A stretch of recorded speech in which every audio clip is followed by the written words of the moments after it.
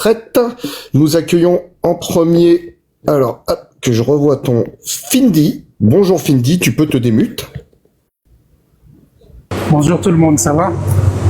Oui, très bien, et toi? Ça va, ça va. Tu as compris le concept du live? Je sais pas, je crois que tu es déjà venu, Ouais, j'ai compris, non? ouais. Non, mais j'ai compris. Ok, alors, je ne sais pas si tu démarres avec John, Mélanie au terrain. Je pense que c'est Mélanie qui a l'habitude d'ouvrir le bal. Et ça fait très longtemps qu'elle ne l'a pas fait. Je serais ravi qu'elle redémarre aujourd'hui. Ok. Ça fait longtemps que j'ai pas dansé, oui. Mais ça me va. Ok, bon, on se retrouve dans 15 minutes. Bonne discussion à tous les deux. Merci. Salut Cindy, comment ça va? Salut Mel, ça va et toi? Ça va, ça va. Il fait beau chez toi aussi? Ouais, il fait super beau. Par contre, là, je dois aller voir un match. C'est le premier match de la saison, mais mon bus, il me fait tourner un peu, donc c'est compliqué. Ah mince. C'est le foot qui a repris là déjà? Ouais. Ok. Et je t'écoute, qu'est-ce que tu as envie de dire sur le sujet?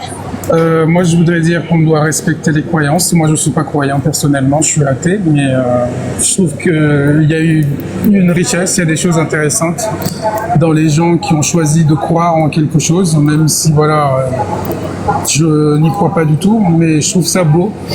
Par exemple, je donne tout le temps l'exemple, je suis allé au Mexique, ils font un truc qui s'appelle Los Días de la Muerte, qui est une fête pour leurs morts. En fait, ils vont prendre une journée, ils vont inviter des gens, ils vont cuisiner, ils vont préparer des décorations, ils vont aller nettoyer les cimetières, ils vont aller organiser des chansons, parce qu'il faut trouver des musiciens, etc. Enfin bref. Ça va être une fête énorme, mais vraiment des millions de gens dans tout le pays qui vont célébrer leurs morts, qui vont aller sur les tombes, etc.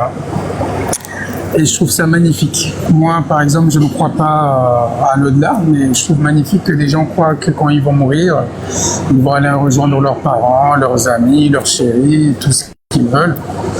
Si ça leur fait du bien, pourquoi pas. Ça a l'air plutôt joli comme histoire. En tout cas, ça leur fait beaucoup de plaisir, donc je trouve ça intéressant. Je pense que c'est un peu dommage quand on est comme moi, athée, qu'on ne croit pas en une religion ou en quoi que ce soit. Parce que ces gens-là qui sont religieux, ils ont décidé de mettre un peu de magie dans leur vie. Ils ont décidé justement de croire aux anges, aux serpents qui parlent, aux forces mystiques, etc. Et je trouve ça assez enrichissant. C'est-à-dire qu'ils essayent de donner du sens à chaque fois à tout ce qui leur arrive et à leur vie, ce qui n'est pas toujours évident. Et après, ils se sentent protégés. À ce qui paraît, il y a un Dieu qui les protège, qui leur sort de tous les problèmes. Enfin, il faut juste qu'ils prient leur Dieu et voilà, ça va régler. Et il y en a qui croient que leur Dieu leur font justement des choses. Bon, si ça leur fait du bien, pourquoi pas? Moi, je trouve que la vie, elle est vraiment très, très difficile. Tout le monde le dit. C'est très dur de vivre. Et si on a la chance d'avoir justement de croire en quelque chose, de croire que quelque chose nous aide, que quelque chose nous protège, que quelque chose nous évite le pire, que quelque chose nous a donné tout ce que l'on a, je trouve ça formidable. Et surtout, je pense que voilà, il y a énormément de scientifiques, par exemple, des pointes dans leur domaine, qui ont eu des prix Nobel, etc., et qui étaient croyants. Et en fait, la question leur a beaucoup été posée souvent, ils disent des choses intéressantes quand je les écoute. C'est qu'ils ont choisi de croire malgré tout. Parce que, comme l'a dit l'un d'eux, Pascal, c'est une sorte de pari. Si ça marche, tant mieux. Si ça n'existe pas, il n'a rien à perdre. Et je trouve ça intéressant. Donc, je trouve que voilà, les gens qui croient sont très intelligents. Je trouve que voilà, souvent on a l'impression que les gens disent qu'ils sont débiles, c'est des gens qui croient à n'importe quoi. Non, je pense que parmi les personnes les plus intelligentes de l'histoire de l'humanité, des grands scientifiques, il y en a beaucoup qui étaient croyants, donc je pense qu'on a quelque chose à apprendre de ça. Ok. Eh ben c'est très intéressant. Je vais essayer de résumer un petit peu ce que t'as dit. Toi, tu n'es pas croyant de ton côté, mais tu reconnais dans la croyance une certaine forme enfin, il y a de belles choses en tous les cas pour toi qui sont apportées par les croyances. Et puis tu pars du principe un peu de, pourquoi pas, si ça fait du bien aux gens. Bon, moi j'ai pas grand chose à dire là-dessus du moment que ça leur fait du bien. Et au contraire, c'est même un peu, il y a quelque chose de beau selon toi dans ça, c'est-à-dire que c'est des gens qui, malgré la difficulté de la vie, arrivent à croire en quelque chose, à être comment dire, à voir le aussi. bon côté des choses, quoi. Oui, et à être humble aussi, parce que les vrais croyants, ils sont tellement humbles, même s'ils sont milliardaires, même s'ils sont le pape avec un pouvoir énorme, mais ils sont tellement humbles, c'est impressionnant. Tu viens d'utiliser l'expression vrai croyant. C'est quoi la différence? Il y a des vrais croyants et il y a des faux croyants selon toi? Je pense que oui, quelqu'un comme Donald Trump par exemple, qui dit être croyant, qui dit aimer la Bible, etc., mais qui n'est même pas capable de citer un seul verset de la Bible, c'est pas un vrai croyant. C'est quelqu'un qui utilise la religion pour ses ambitions, tout simplement, pour les avantages que cela lui procure. Ok. Et tu disais que le pape, à contrario, était quelqu'un de très humble, Oui. tourné plutôt vers les autres. Tourné vers les autres et surtout qui se croit minuscule et qui dit que voilà, nous sommes humains, nous sommes de toutes petites choses, nous ne sommes absolument rien et qu'on peut avoir tout l'argent, tout le pouvoir, mais finalement on n'est pas grand chose, hein. La moindre truc on est ébranlé et que la seule puissance elle vient du ciel. Bon, moi j'y crois pas, mais bon. Je comprends l'idée. Est-ce que le pape, ou du moins la personne qui occupe le siège papal, est humble et tournée vers les autres quand on sait que par exemple le dôme du Vatican de Saint-Pierre est redoré chaque année? Alors, je pense que tu pourrais même aller plus loin parce que le Vatican possède des milliards et des milliards, hein. C'est l'un des États les plus riches au monde. Ils ont des œuvres d'art qui valent... Tu prends la chapelle Sixtine, ça vaut largement 1 milliard. Sans compter tous les Michel-Ange et toutes les œuvres de la Renaissance qui sont à l'intérieur justement des salons. Même le pape a une villa dans le sud qui s'appelle Gandolfino. En anglais, ils disent Castel Gandolfino. C'est magnifique. Cette ville-là, elle seule, je pense, elle vaut 500 millions. Ils ont énormément d'argent et ils ne donnent pas cet argent-là. Ils font des dons, par contre. Mais si tu veux parler de richesse du Vatican, je peux te donner une liste beaucoup plus complète. C'était un exemple pour voir si tu révisais un peu ton jugement dans le sens où c'est des personnes qui sont humbles en fait, les croyants. Les vrais croyants sont humbles, ouais, je trouve. Quand je vois les petites sœurs, les vieilles sœurs qui sont, qui donnent de toute leur vie, qui sont là pour aider les plus démunis, enfin, c'est touchant. Je comprends. Et là, on parle beaucoup de religion plutôt catholique, chrétienne. Tu penses de ça, enfin, tu penses la même chose des autres religions ou des autres croyances? Je pense la même chose, oui, je pense que, par exemple, l'islam, ils n'ont pas un truc comme le Vatican, etc., mais il y a beaucoup de musulmans riches qui font beaucoup de dons, il existe plein de fondations, ils font beaucoup de choses dans les pays en Afrique, ils aident en donnant des fournitures scolaires, en construisant des écoles, des trucs comme ça. Ils ont un truc qui est équivalent au Caritas, je crois que ça s'appelle le fonds King, je crois le roi actuellement, Fahad, je crois que c'est toujours Fahad, et ils donnent des dons, enfin il y a plein de riches musulmans qui font des dons partout. Et sur une échelle de 0 à 10, à quel point tu es convaincu que les personnes qui sont dans la religion apportent de belles choses? Sur une échelle de 1 à 10, je pense, je dirais 8 sur 10. 8 sur 10? Ouais. Pourquoi pas plus? Pas plus parce que malheureusement, il y a toujours des gens qui arrivent à prendre le contrôle. Donc, on arrive toujours à... Tu vois, par exemple, dans l'histoire de l'Église, si tu regardes, ou dans l'histoire d'autres religions, il y a toujours une personne mauvaise qui arrive à prendre le contrôle et à faire des choses vraiment horribles, et les autres n'arrivent pas à l'empêcher, à les stopper. Et si on regarde un petit peu l'actualité, malheureusement, il y a beaucoup de conflits qui sont liés en fait, aux croyances de chacun, des conflits armés. Est-ce qu'on peut dire que ça apporte de belles choses, les croyances?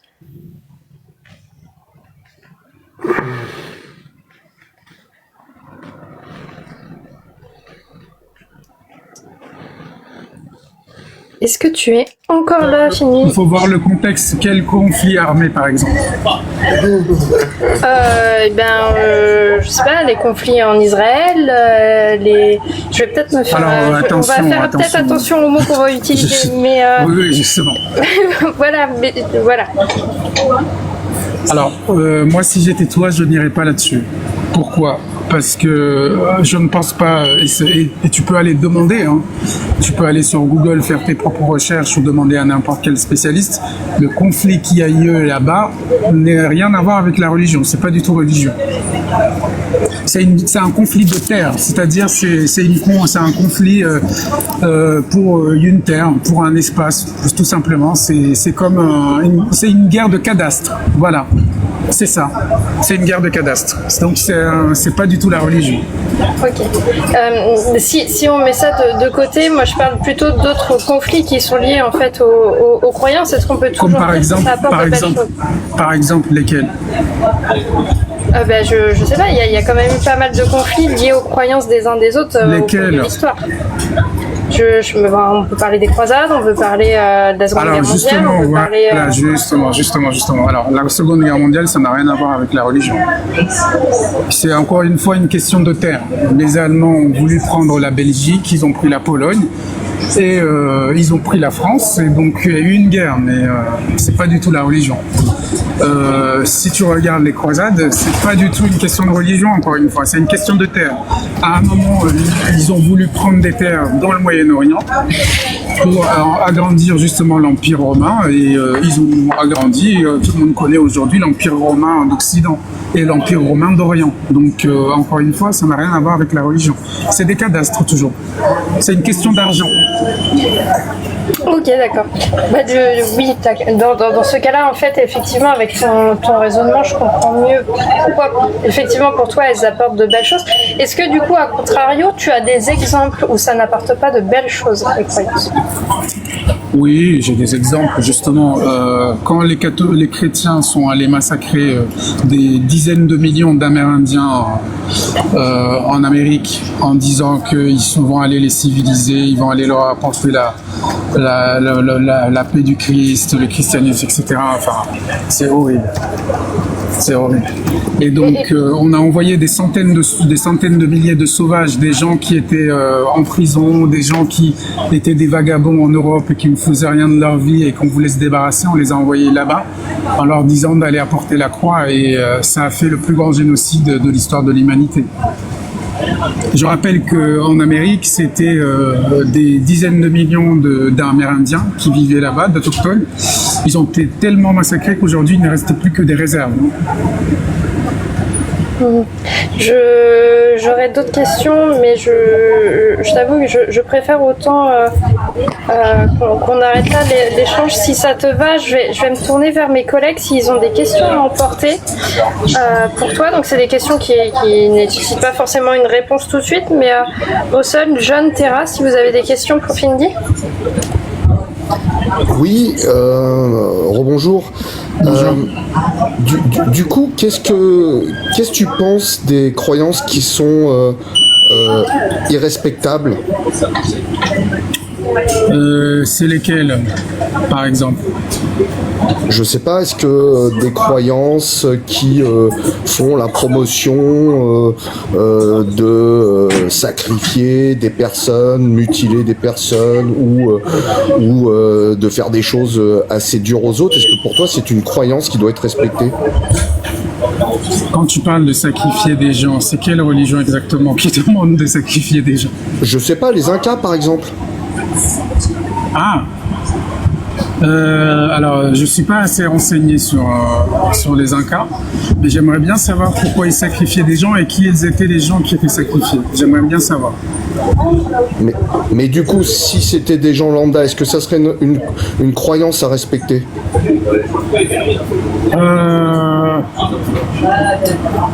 Je pense que ça serait une croyance à questionner. Ok. C'est-à-dire qu'il y a justement des choses absolument abominables et qu'il faut mettre un terme à ces choses abominables. Mais du coup, on les respecte ou pas? Oui, je pense qu'on les respecte. Ok, merci. Parce que si tu... Ouais, ok. Moi, j'ai également une question. Ouais.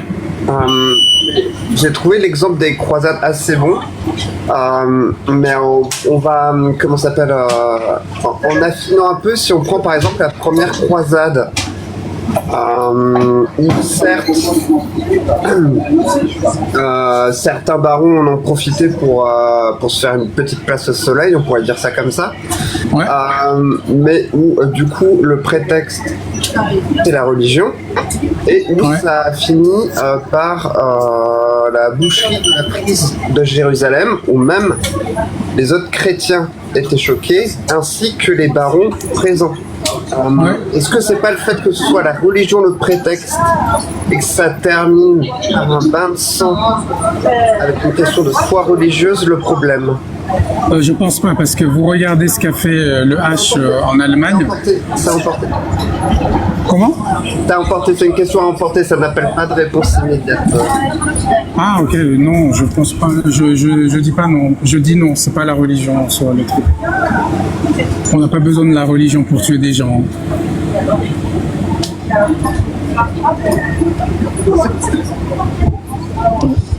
Moi, du coup, j'avais une question, mais qui était un petit peu plus générale, mais qui porte un peu sur la même chose. C'est que, donc, si j'ai bien compris, pour toi, en fait, quand il y a des conflits qu'on attribue de manière générale à des religions, en fait, ce sont des conflits cadastraux, ce que tu appelles des conflits cadastraux pour de la terre. Mais du coup, alors, que doit-on penser des mouvements religieux qui revendiquent des terres sacrées? Alors là, moi, je trouve que, de un, ces gens sont complètement illuminés. Ces gens sont vraiment dangereux. Moi, j'ai vraiment peur de ces gens. Deuxième chose, ces gens-là, ils sont dans une matrice où ils savent très bien que aller prendre justement des textes entre guillemets religieux pour justifier de tuer des gens, parce que tu sais qu'il y a des millions de gens qui habitent là avec leurs enfants, avec leur famille, donc tu ne peux pas expulser des gens en masse, des millions de gens, sans les tuer, c'est impossible. Ok. Est-ce que du coup ça veut dire que ces gens qui ont ces croyances-là, que cette terre est sacrée et qu'ils doivent, par exemple, la reprendre ou la conserver, il faut pas respecter leurs croyances? Je pense qu'il faut respecter leurs croyances, mais leur dire que cette histoire-là, elle ne tient pas debout. D'accord. Merci pour cette réponse. Ouais. Ok, ben merci. J'aurais une dernière question du coup pour toi, Fini. Comment ça s'est passé pour toi cet entretien? Je trouve ça intéressant. Voilà, il n'y a pas eu d'insultes, ce qui est quand même extraordinaire. C'est la première fois. C'est la première fois de ma vie qu'il n'y a pas d'insultes, donc je trouve ça assez extraordinaire, quoi. Bon. Bah, écoute, tant mieux, c'est le but de nos entretiens, c'est que effectivement on puisse avoir des échanges apaisés sur tout un tas de sujets, donc on aime bien quand ça se passe. Ouais, tant mieux pour moi. Bon. Ah bonjour. Après, si t'en manques d'insultes,